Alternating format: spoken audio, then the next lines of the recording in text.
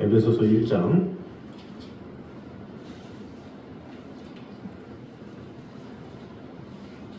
3절에서 6절까지 말씀입니다. 에베소서 1장 3절에서 6절까지 우리 한 목소리로 다 같이 들어보겠습니다.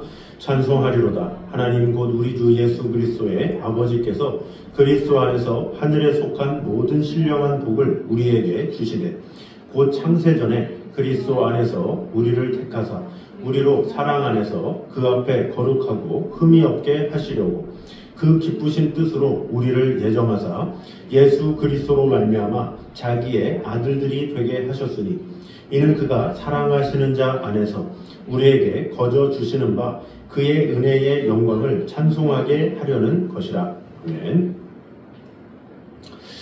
본서신의 머릿말에 해당하는 1장 1절과 2절에 이어서 1장 3절부터 6장 20절까지는 본서신의 본론부 내용이라고 볼 수가 있습니다. 이 본론은 다시 유대인과 이방인을 포함한 구속 공동체인 교회의 역사성에 대한 사도적 설명을 보도하고 있는 전반부인 1장 3절에서 3장 21절까지와 교회 전체와 성도 각자의 바른 모습에 대한 사도적 훈계를 보도하고 있는 후반부인 4장 1절에서 6장 20절까지로 구분됩니다. 그리고 본론 전반부 가운데서도 전반부라고 할 수 있는 1장 3절에서 23절까지는 그리스도로 구속된 유대인과 이방인 공동체인 신약 교회의 본질과 역사성에 대하여 본격 언급하기에 앞서서 일종의 서론적 내용으로 그 신학교의 설립의 근거가 되는 그리스도를 중심한 구속 예정의 성취에 관한 내용과 에베소 교회 성도들을 위한 바울의 첫 번째 중보적 기도 등이 보도되어 있습니다.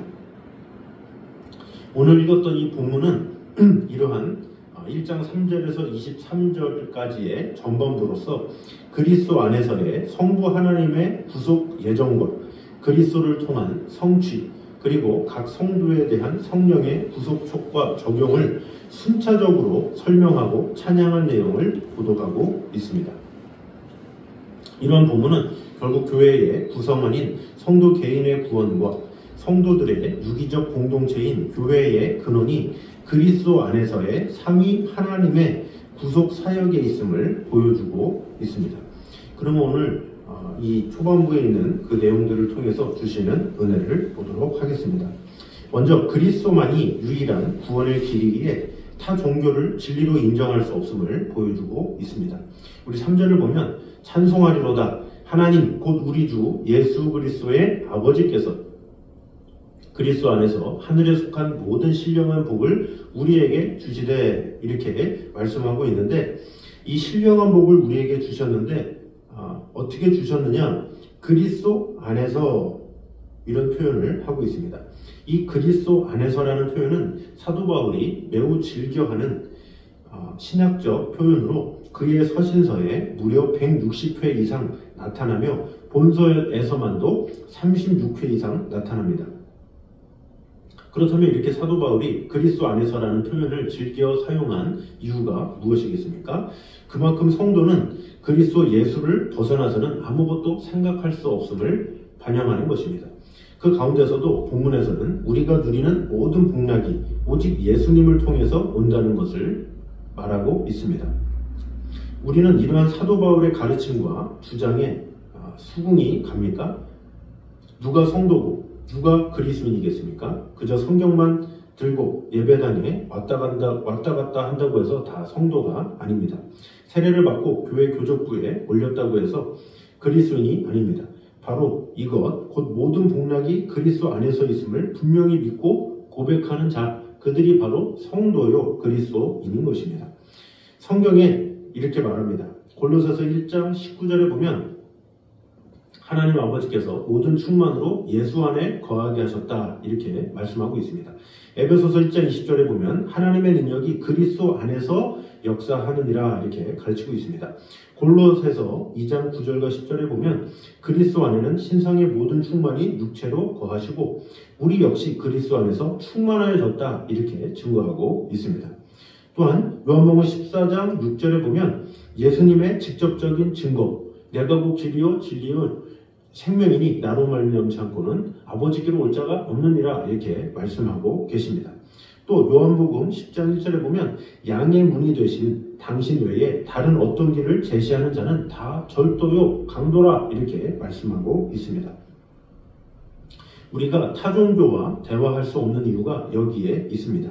만일 다른 곳에도 길이 있고 다른 곳에도 축복이 있고 다른 곳에도 생명이 있다면 우리는 얼마든지 다른 구원의 길을 제시하는 타종교와도 대화할 수 있습니다. 그러나 그리스도 밖에는 구원이나 생명이나 축복이 없습니다. 우리 하나님께서는 예수님 외에 천하인간의 구원을 얻을 만한 다른 이름을 우리에게 주신 일이 없느니라 이렇게 사도행전 4장 20절을 통해서 말씀하고 계십니다.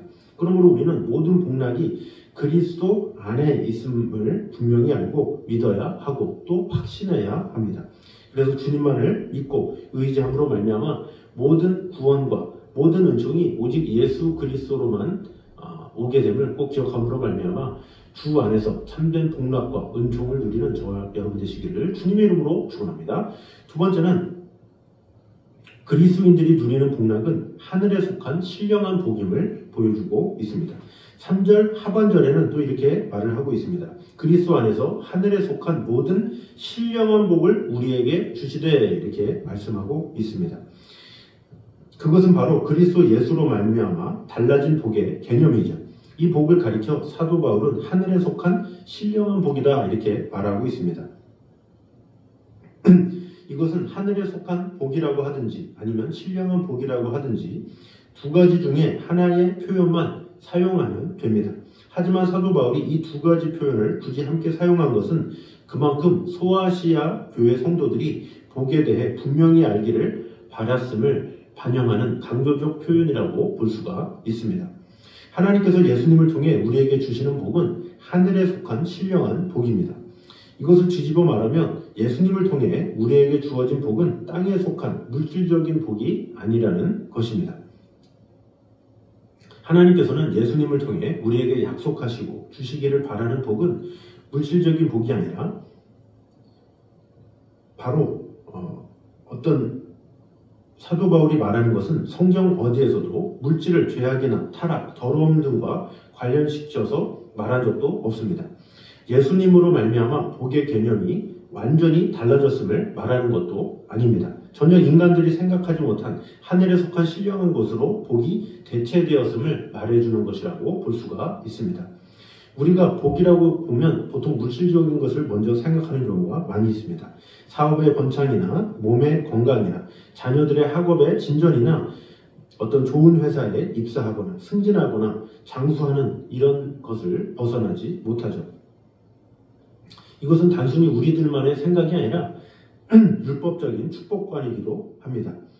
신명기에도 이렇게 말씀합니다. 성읍에서도 복을 받고 들에서도 복을 받을 것이며 내 몸의 소생과 내 토지의 소산과 내 짐승의 새끼와 내 우양의 새끼가 복을 받을 것이며 내 광주리와 떡반죽 그릇이 복을 받을 것이며 내가 들어와도 복을 받고 나가도 복을 받을 것이니라 이렇게 말씀하고 있습니다.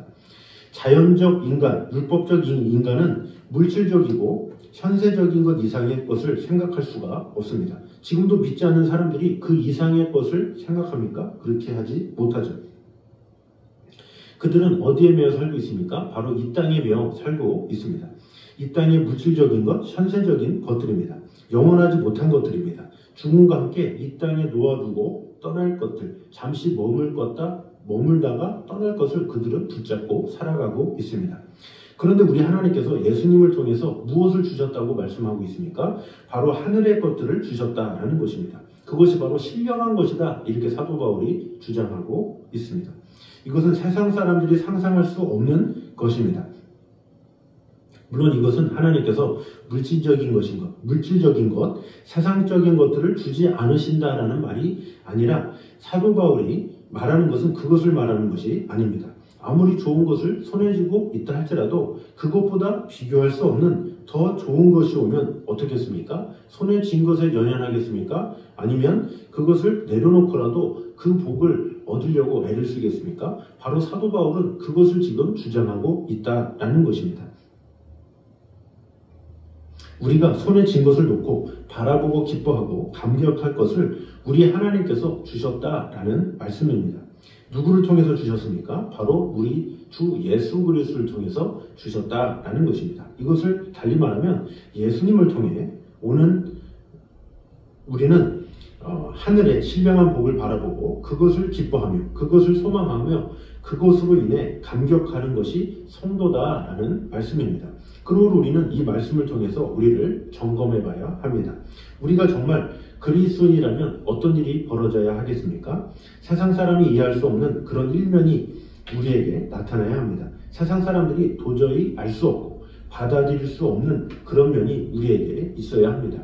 왜냐하면 믿지 않는 사람들은 눈에 보이는 것들로만 만족하고 또 그것이 진정한 행복이라고 생각하기 때문입니다.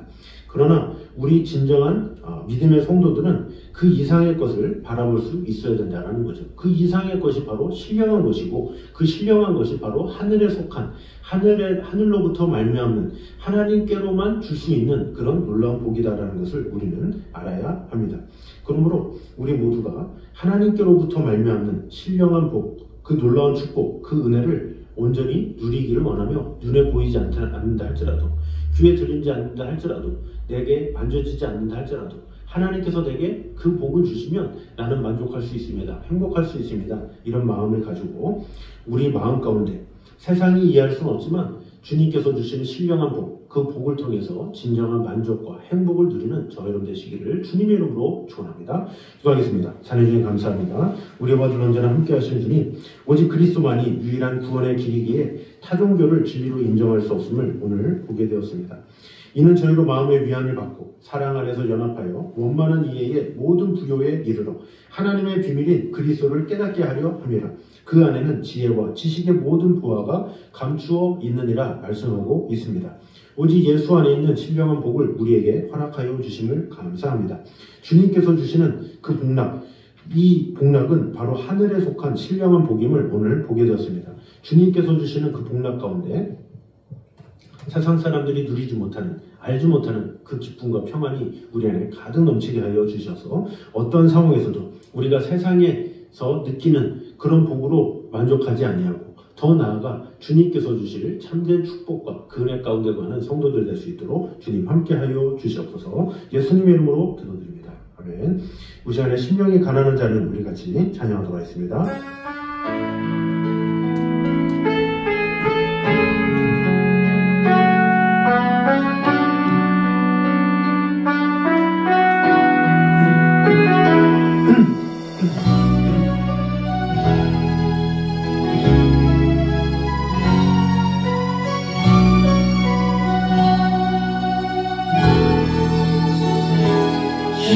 심령이 가난한 자는 천국이 저희 것이요 애통하는 자는 복인데 위로를 받을 것이요 온유한 자 복이 땅을 기업으로 받겠네. 그의 주리고 목마른 자는 저희 배부를 것이요 긍휼히 여기는 자는 긍휼히 여긴 받겠네. 마음이 정결한 자는 하나님을 볼 것이요 화평대하는 자는 하나님의 아들이라 일컫네. 그를 위하여 핍박받는 자